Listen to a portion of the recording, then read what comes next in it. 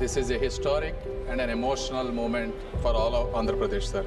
ఆంధ్రుల కలల రాజధానిగా అమరావతికి చట్టబద్ధత కల్పిస్తూ అమరావతి ఆంధ్రప్రదేశ్కు ఏకైక రాజధాని అని ప్రస్తావిస్తూ దేశంలోనే మొట్టమొదటిసారిగా రాజధానిని నిర్మించే ఈ చారిత్రక ఘట్టంలో అమరావతి బిడ్డగా ఈ సభలో ప్రసంగించడం నాకు అదృష్టంగాను గౌరవంగాను భావిస్తున్నాను. రాజధాని నిర్మాణం కోసం త్యాగం చేసిన రైతన్నలకు వందలాది రోజుల దీక్షతో శాంతియుత ఉద్యమం చేసిన మహిళామ తల్లులకు హృదయపూర్వక కృతజ్ఞతలు తెలియజేస్తా ఉన్నాను. సార్, నేను ఇక్కడ చాలా బాధతో కొన్ని విషయాలు చెప్పాలనుకుంటా ఉన్నాను.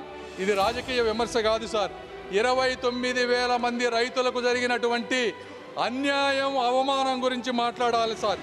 ఈ సభలో ప్రస్తావించలేని వ్యాఖ్యలతో మహిళలను ఇబ్బందులకు గురి చేశారు. మేకులతో ఉన్నటువంటి లాఠీలతో వారిని కొట్టారు సార్. గర్భిణీ మహిళలపై బూట్ల కాళ్లతో తన్నారు.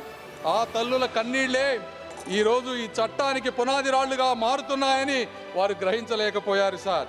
ఈ వైఎస్ఆర్సీపీ ప్రభుత్వాన్ని కానీ అప్పటి ముఖ్యమంత్రి గారిని కానీ ఈ చరిత్ర ఎప్పటికీ మర్చిపోదు సార్. 2022లో ఆ రోజు ఉన్నటువంటి ఫుల్ బెంచ్ ఒక స్పష్టమైన తీర్పునిచ్చింది. రాష్ట్ర రాజధాని నిర్ణయించటం లేదా మార్చడం వంటి అధికారాలు రాష్ట్ర అసెంబ్లీ పరిధిలోకి రావని, ఆ అధికారం కేవలం పార్లమెంటుకు మాత్రమే ఉందని స్పష్టం చేసింది. కాబట్టి ఇలాంటి చారిత్రక చట్టానికి మద్దతు తెలుపుతూ అమరావతి నిర్మాణంలో భాగస్వాములైనటువంటి ప్రతి ఒక్కరికి కూడా శిరస్సు వంచి నమస్కరిస్తూ